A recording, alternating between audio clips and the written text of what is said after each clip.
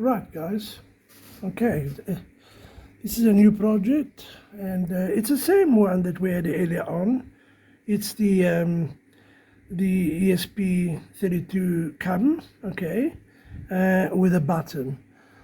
Here's a button. I've disconnected from the computer just to show you because I'm using a ESP-NOW to create a virtual wire, as the camera usually has only got enough GPIO, but most of the GPIO have been taken. So even with a button, you're still battling, and sometimes you have to use RTC to go deep sleep in order to have a double function, one for the camera, one for any external peripheral that you want to use. The only one that is not connected to the camera is pin 16, but he's got his own issues. I have used pin 16 before, but now I want to try to use a virtual wire. Actually, ESP-NOW produces a signal. That signal to me is a virtual wire.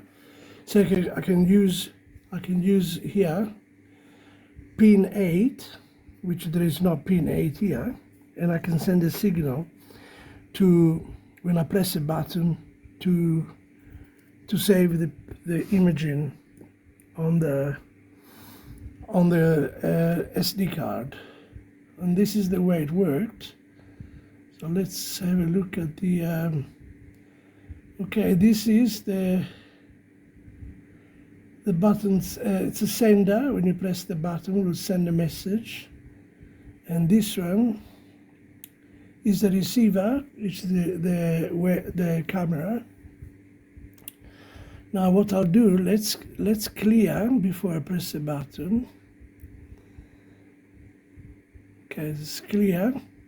Obviously, I'm not, this is only the coding, and you upload the coding, and then you disconnect it. So there's no function for this at the moment, except because it's been disconnected and attached to its own battery.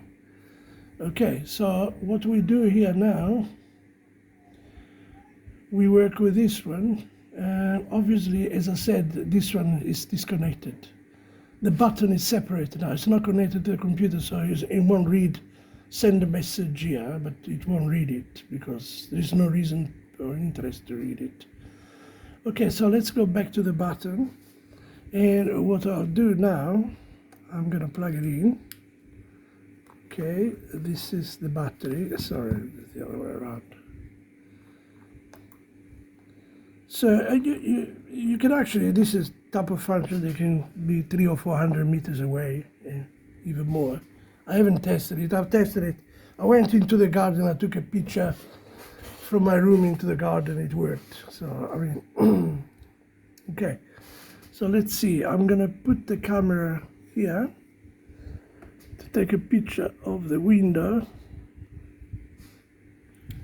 and then I will press the button. But before I do that, we're gonna see what happened.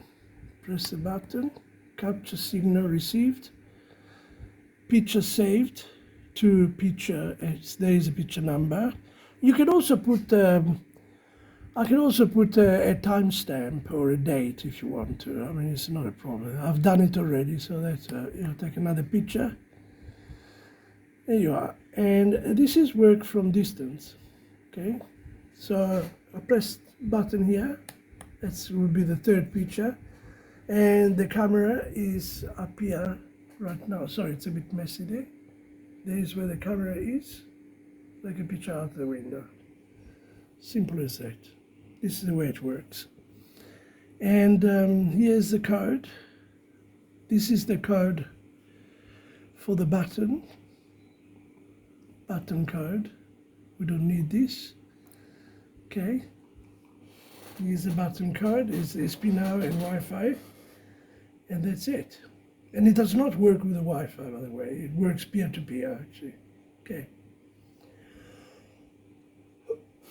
Sorry, I got a bit of cough.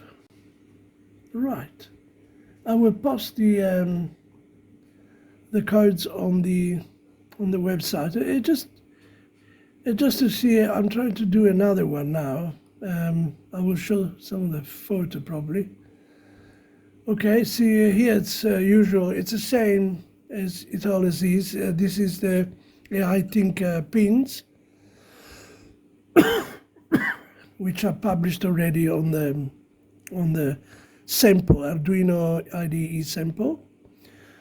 Okay, one thing you must remember, this is the Mac of the ESP32 C3 where the button is.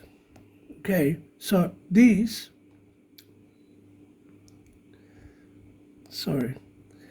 okay, you need the Mac of this and the Mac of this.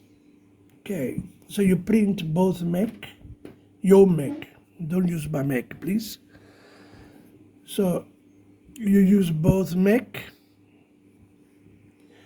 and what you do here,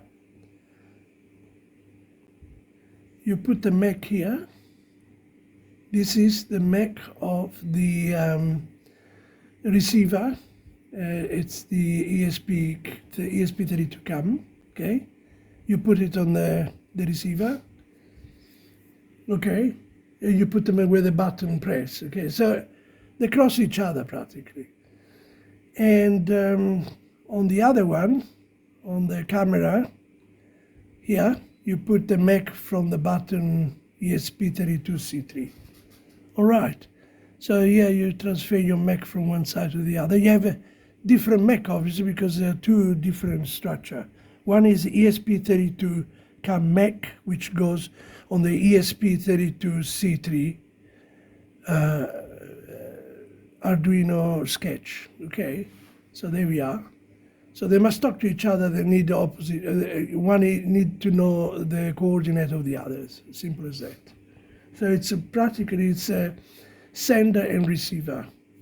Okay, I will put a MAC.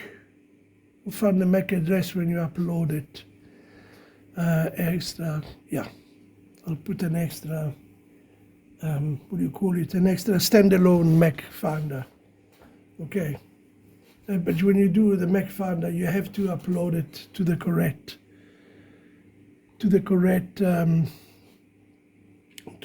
port. Okay, so if you want to look for the Mac for this one, you must use the port of this. And when you want to look for the Mac of this, this one, then you upload to this port. So don't worry about this; it will not affect. Because this one is bridged. I use this one, as I said before many times, and you have various sketches of this, because I cannot use this one. I found it very flimsy. I don't know why people, I don't know why they don't have it a solid structure. It's, you know, the FTIDT, it's very flimsy. So I like a strong structure, and this is solid structure. So what it does is practically there are no interference from all the other pin has been locked off by EN grounded. This is the things you grounded. So you can only use the VCC and the ground. Practically all the other pin will not interfere with this one, because otherwise you get pollution. You get electrical noises that affect the performance of your camera. That's why I've locked it off. Use this just as a power instead of using, because it hasn't got a USB. That's easy. Okay, right guys, thank you very much. I hope you enjoy it. I don't think there's anything else there. Remember the Mac, please. Thank you. Have a good day. Ciao.